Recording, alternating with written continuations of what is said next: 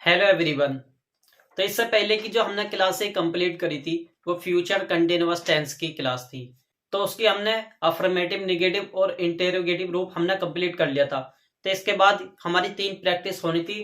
तो ये आज पहला प्रैक्टिस है। आप साइड में स्क्रीन पर भी देख रहे होंगे पेपर। तो पहला क्वेश्चन देख लेते हैं। वह अपनी पुस्तक पढ़ रहा होगा। तो कैसा वाक्य सोचिए। मैंने बताया था आपको किसी भी वाक्य के अंत में रहा होगा, रही होगी, रहे होंगे इस तरह के शब्द जुड़े हुए होते हैं। इस तरह के शब्द होते हैं तो वे वाक्य कैसे होते हैं? फ्यूचर कंटिन्यूअस के वाक्य होते हैं। तो ये फ्यूचर कंटिन्यूअस का वाक्य है और सब्जेक्ट ऑब्जेक्ट की पहचान कर लेंगे इसमें। अपनी पुस्तक पढ़ रहा होगा कौन? वह। तो वह सब्जेक्ट है, पढ़ना वर्ब है, अपनी पुस्तक ऑब्जेक्ट है। तो देखिए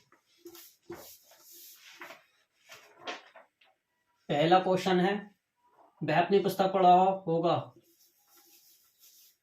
तो ही मीन्स वह पढ़ रहा होगा। तो मैंने बताया था वी सब्जेक्ट हो या हम, तो उसके लिए सेल लगाते हैं और सबके साथ विल।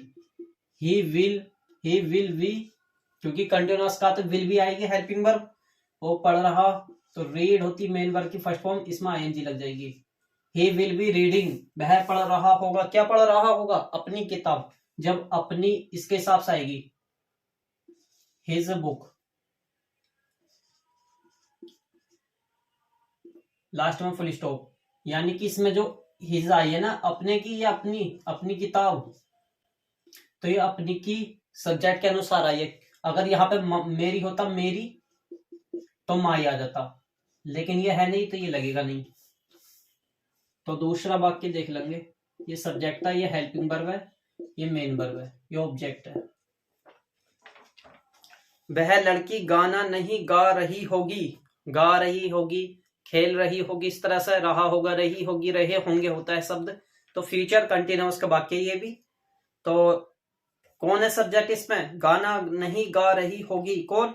वह लड़की। तो ये पूरा सब्जेक्ट है। ये कभी आप बह को सब्जेक्ट माने, बह नहीं है इसमें, बल्कि वह लड़की ये पूरा सब्जेक्ट है। गाना, गाना जो होता है ना, गा रही ये वर्ब है, गाना नाउन है। तो देखिए, तो दैट आएगा इसका, दैट गर्ल। इसकी हिंदी होती है वह लड़की। वह लड़की विल बी, गा रही होगी, सिंगिंग। सिंग कहते गाना और आईएनजी लग जाएगी, सिंगिंग ए सॉन्ग। लास्ट में फुल स्टॉप। तीसरा वाक्य देखिए, ये पूरा सब्जेक्ट है, ये हेल्पिंग वर्ब है ये पूरा, और ये मेन वर्ब है, ये ऑब्जेक्ट है। तीसरा वाक्य देख लेंगे। क्या इस समय बच्चा रो रहा होगा? तो बताइए कैसा वाक्य? रहा होगा, रही होगी, रहे होंगे, फिर से आया इस वाक्य के लास्ट में। तो ये कैसा वाक्य? फ्यूचर कंटिन्यूअस का वाक्य और इंटेरोगेटिव रूप है। लास्ट में क्वेश्चन मार्क लगा हुआ है। तो इंटेरोगेटिव का फर्स्ट टाइप है, यानी कि क्या से शुरू हुआ है। तो इसमें सब्जेक्ट क्या है बताइए? कौन रो रहा होगा बताइए? सब्जेक्ट। सब्जेक्ट इसमें बच्चा, बच्चा रो रहा होगा तो बच्चा सब्जेक्ट है, रोना वर्ब है। तो देखिए बच्चे के हिसाब से विल आएगा, will the child we. Helping verb का पहला भाग, ये हेल्पिंग वर्ब का दूसरा भाग सब्जेक्ट के बाद में आता है। विल द चाइल्ड वी, रो रहा होगा तो वीपिंग। वीप मेन वर्ब की फर्स्ट फॉर्म होती है, वीपिंग आईएनजी होगी। इस समय पर या इस समय, एट दिस टाइम, इस समय।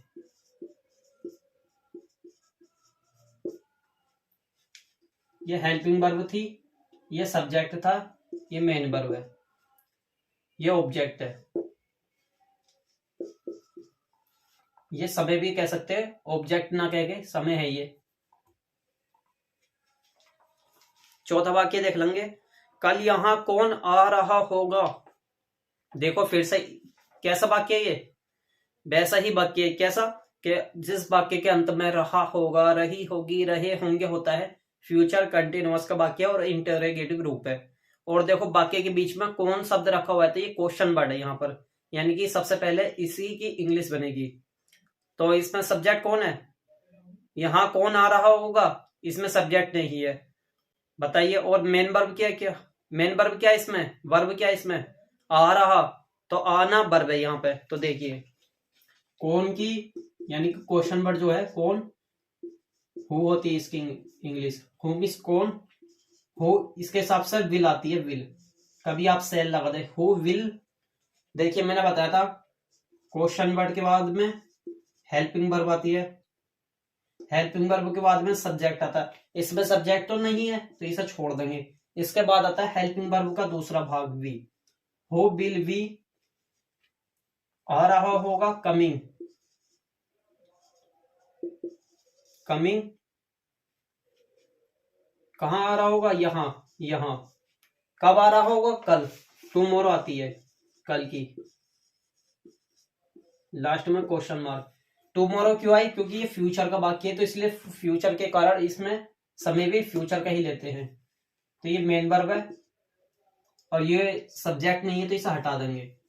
अब ये बताइए मेन वर्ब से पहले ये पूरा का पूरा सब्जेक्ट है नहीं है, यानी कि ये देखिए सब्जेक्ट का भी काम करता है, क्वेश्चन वर्ड का भी, क्योंकि इसके बाद में सब्जेक्ट नहीं मिला ना। और हेल्पिंग वर्ब से पहले जो रखा हुआ है ये क्वेश्चन वर्ड भी है और सब्जेक्ट का भी काम कर रहा है, यानी कि दो काम कर रहा है इस टाइम यहाँ पर, क्योंकि यहाँ पे सब्जेक्ट नहीं है इसलिए।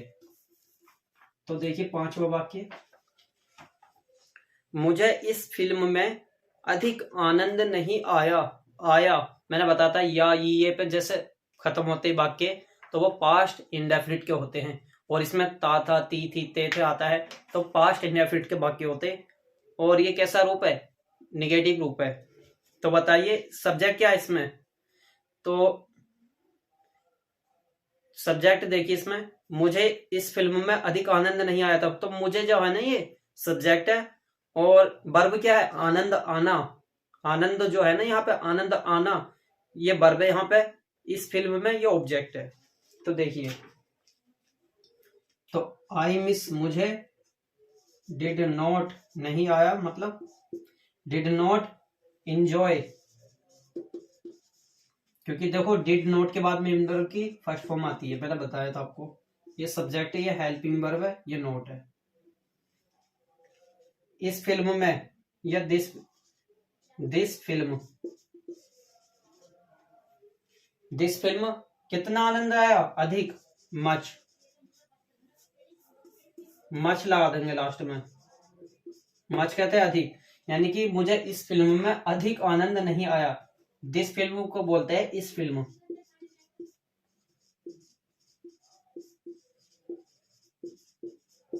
लास्ट में फुल स्टॉप। तो पहले आप ये 5 वाक्य उतार लेंगे, इसके 5 आगे के अभी करा रहा हूं मैं। जैसे मैं पीछे करता हूं आप वीडियो को रोककर नोट कर लिया करें।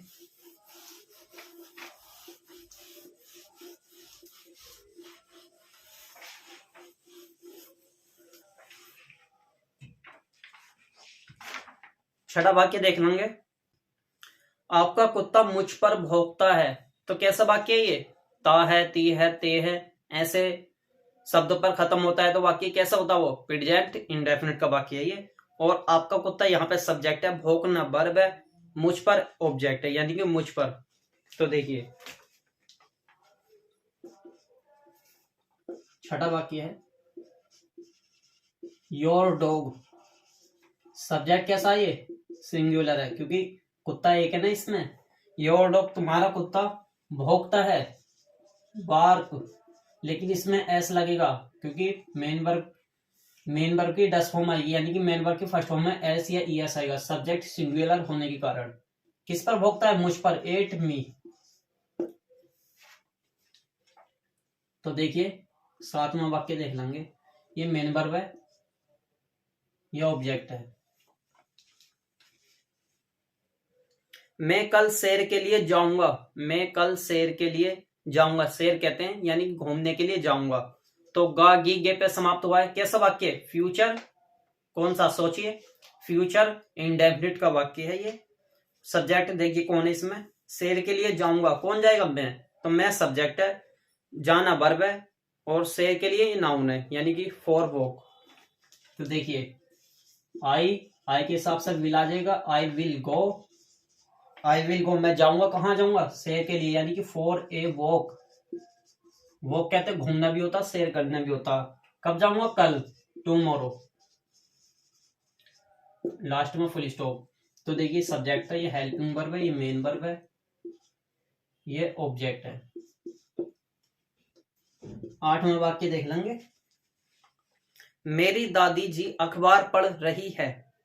मेरी दादी जी अखबार पढ़ रही है, रहा है, रही है, रहे हैं, कैसा वाक्य ये, प्रेजेंट कंटिन्यूअस का वाक्य है ये।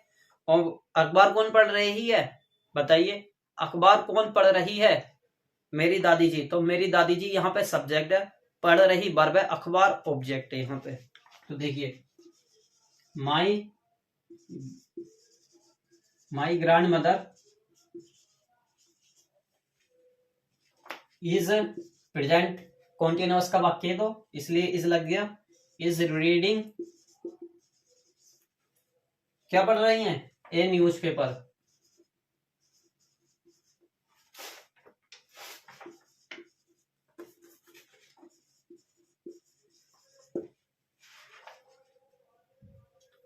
तो देखिए सब्जेक्ट था, ये पूरा सब्जेक्ट है यहां से, ये हेल्पिंग वर्ब है, ये मेन वर्ब है, ये ऑब्जेक्ट है।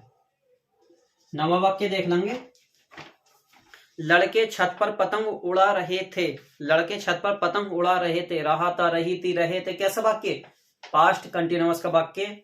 तो यहाँ पे पतंग कौन उड़ा रहा था, छत पर, लड़के छत पर। तो लड़के यहाँ पे सब्जेक्ट है, उड़ाना वर्ब है। और बताइए काइट यानी कि जो पतंग है यहाँ पे ऑब्जेक्ट है। तो बताइए द बॉयज, पास्ट का वाक्य है, वर फ्लाइंग, यानी कि लड़के उड़ा रहे थे, क्या उड़ा रहे थे, द काइट, पतंग उड़ा रहे थे, कहां पर, छत पर, ऑन द रूफ। एक बताइए, एक बात बताओ, छत है जैसे ये मानेगी, तो छत पे यहाँ पे कोई लड़का खड़ा होगा, यहाँ पे छत पर खड़ा होगा, तो जब कोई वस्तु या कोई भी इंसान किसी चीज के ऊपर खड़ा होता है तो उसके ऊपर ऑन आता है, इसके लिए ऑन आता है। तो ये सब्जेक्ट था हमारा, ये हेल्पिंग वर्ब है, और ये मेन वर्ब है, और ये ऑब्जेक्ट है। 10वां वाक्य देख लेंगे। क्या कल इस समय मैं पढ़ रहा होऊंगा, बताइए कैसा वाक्य, क्या कल इस समय मैं पढ़ रहा होऊंगा, रहा होगा, रही होगी, रहे होंगे, ये कैसा वाक्य है, बताइए। अभी बताया था मैंने, फ्यूचर कंटिन्यूअस का वाक्य है इसमें, और इंटेरोगेटिव रूप है, फर्स्ट टाइप का है, यानी कि क्या से शुरू हुआ है। तो बताइए सब्जेक्ट क्या है, इसमें सब्जेक्ट है मैं, पढ़ रहा ये वर्ब है। तो देखिए कैसा बनेगा, तो सेल से बनेगा, क्योंकि इंटेरोगेटिव का फर्स्ट टाइप है, सेल आई वी, मैंने बताया था सेल वी या विल वी लेते हैं हेल्पिंग वर्ब, ये हेल्पिंग वर्ब है, ये सब्जेक्ट है। सेल आई वी क्या कर रहे होंगे, रीडिंग, रीडिंग के तो पढ़ रहे होंगे, इस समय, at this time, at this time कब पढ़ रहे होंगे, कल, टुमारो। लास्ट में क्वेश्चन मार्क। तो ये 10 वाक्य हो गए, पहले आप इसे नोट कर लेंगे, इसके बाद की एक स्टोरी बची है वो और करा रहा हूं मैं। जैसा मैं पीछे को हटता हूं, आप वीडियो को रोक कर नोट कर लिया करें।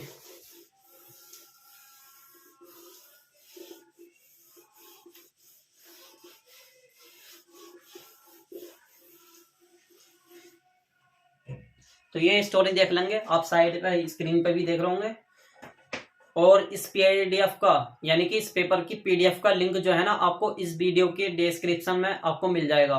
यानी कि आप टेलीग्राम चैनल को ज्वाइन कर लेंगे तो जिस भी क्लास को आप प्ले करेंगे, जैसा कि 18वीं क्लास को प्ले करेंगे, तो 18वीं क्लास पर आप जाना, वहां पर नीचे ही पीडीएफ पेपर लगा हुआ होगा टेलीग्राम पर, वहां पर हमने सारी क्लासें लिंक प्रोवाइड कर रखे, क्लास के भी और पेपर के भी। तो देख लेंगे।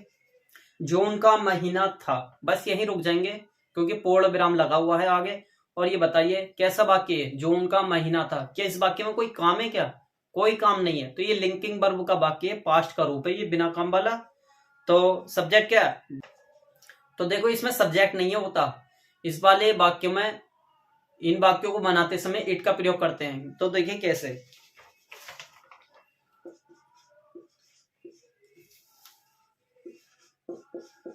इट वाज था, it was the month of June,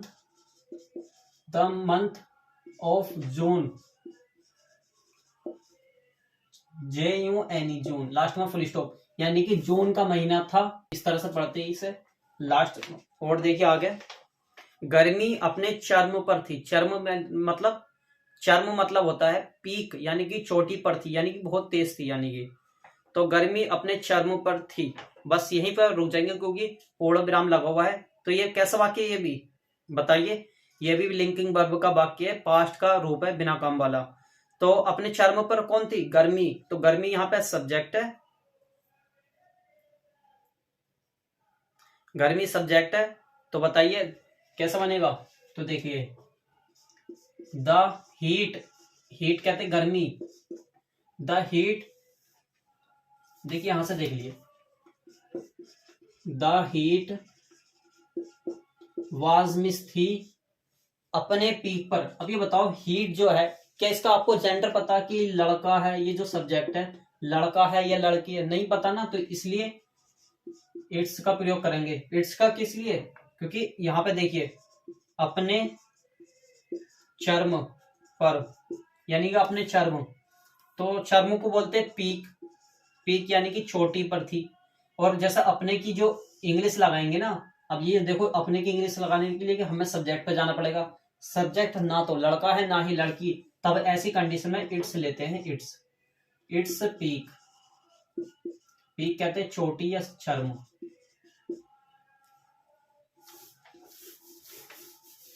गर्मी जो थी अपने चर्म पर थी या चोटी पर थी। तो देखिए आगे, सुबह से लेकर शाम तक, ये समय है, ये कोई बात वो नहीं है, इसमें सब्जेक्ट ऑब्जेक्ट। तो देखिए, सुबह से लेकर शाम तक गर्म हवाएं चलती थी, चलती थी, था, थी, ते थे। कैसा वाक्य? पास्ट इंडेफिनिट का वाक्य होता है ऐसा। और हवाएं चलती थी कैसी?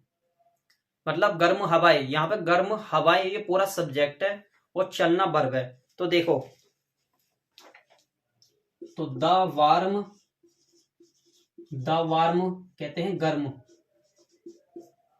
द वार्म विंड्स,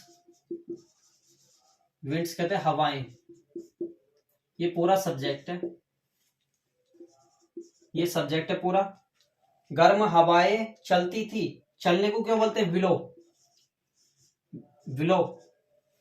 लेकिन यहाँ पे पास्ट इंडेफिनिट का तो सेकंड फॉर्म चाहिएगी ना, विलियो हो जाएगा, विलियो। विलो मेन वर्ब की फर्स्ट फॉर्म होती है, विलियो सेकंड होती है, और विलोन ये थर्ड फॉर्म होती है। ठीक, हमें सेकंड का काम था, ये सेकंड फॉर्म है मेन वर्ब की। द वार्म विंड्स विलो, यानी कि गर्म हवाएं चलती थी। कैसे चलती थी? यानी कि सुबह से लेकर शाम तक। तो फिर लगा दो, सुबह से लेकर शाम तक, from morning, morning, from morning to evening, सुबह से लेकर शाम तक, लास्ट में लग जाएगा फुल स्टॉप। तो आगे देखिए, प्रत्येक व्यक्ति, प्रातः, प्रातः का मतलब है यहाँ पे सुबह, प्रत्येक व्यक्ति सुबह जल्दी से जल्दी अपने दिन के काम समाप्त कर लेना चाहता था, था, थी, ते थे। कैसा वाक्य है ये? पास्ट इंडेफिनिट का वाक्य है ये। तो सब्जेक्ट क्या है इसमें? देखिए यहाँ पे जो रखा हुआ है ना, प्रातः जल्दी से जल्दी, इसे छोड़िए आप। अपने दिन के समाप्त कर लेना चाहता था, कौन? प्रत्येक व्यक्ति। तो प्रत्येक व्यक्ति यहाँ पे क्या है? सब्जेक्ट है, यहाँ पे सब्जेक्ट है। और चाहना वर्ब है यहाँ पे, चाहना यानी कि जो चाहता है ना, चाहता, यहाँ पे वर्ब है। और समाप्त करना भी वर्ब है, यहाँ पे दो वर्ब दे रखी है। और अपने दिन के काम, ये ऑब्जेक्ट है। तो देखिए कैसे बनेगा ये वाक्य। प्रत्येक व्यक्ति, एवरी पर्सन, एवरी पर्सन बोलते हैं प्रत्येक व्यक्ति। वांट पास्ट इंडेफिनिट का तो वांटेड हो जाएगी, वांटेड चाहता था, क्या चाहता था, देखिए समाप्त करना, टू फिनिश या कंप्लीट, कंप्लीट, टू कंप्लीट, क्योंकि देखो एक मेन वर्ब इसमें डिड आई है पीछे के अनुसार यानी कि वाक्य के अनुसार, लेकिन जब इसके बाद दूसरी मेन वर्ब जुड़ती है तो मेन वर्ब की फर्स्ट फॉर्म आती है टू से। टू कंप्लीट क्या करने के लिए, अपने दिन के काम। अब देखो जब एवरी आ जाए ना सब्जेक्ट, एवरी एवरी पर्सन इस तरह से, तो उसके लिए भी हिज लेते हैं, हिज पजेसिव एडजेक्टिव यानी अपने की, अपने, हिज अपने दिन के काम, डे डे ऑफ वर्क, अपने दिन के काम, दिन के काम, अपने दिन के काम। तो देखिए प्रत्येक व्यक्ति प्रातः जल्दी से जल्दी अपने दिन के काम समाप्त कर लेना चाहता था। कैसे कर लेना चाहता था, जल्दी से जल्दी, तो जल्दी से जल्दी अर्लीएस्ट होता है, अर्लीएस्ट, ईएसटी लगाने से ये सुपरलेटिव डिग्री होती है, मैं आपको आगे बताऊंगा, ये लास्ट में फुल स्टॉप लग जाएगा। तो हमारी स्टोरी यहीं पर कंप्लीट होती है, लेकिन आप इस स्टोरी में ध्यान रखेंगे कि जैसे कि ये वर्ड मीनिंग, ये वाला शब्द, ये शब्द, ये शब्द, ये, और ये इसका ध्यान रखेंगे कैसे लिखते हैं, ये सुबह से लेकर शाम तक, और एवरी पर्सन की, वांटेड, कंप्लीट, और ये खास तौर से याद रखेंगे, और ये वाला, तब जाकर आपको वर्ड मीनिंग याद होगी तो आप ये स्टोरी बना सकते हैं। तो हमारी क्लास यहीं पे कंप्लीट हो जाती है। तो फिर मिलता है अगले वीडियो में। तो हमारे चैनल को सब्सक्राइब करें, वीडियो को लाइक करें, शेयर करें।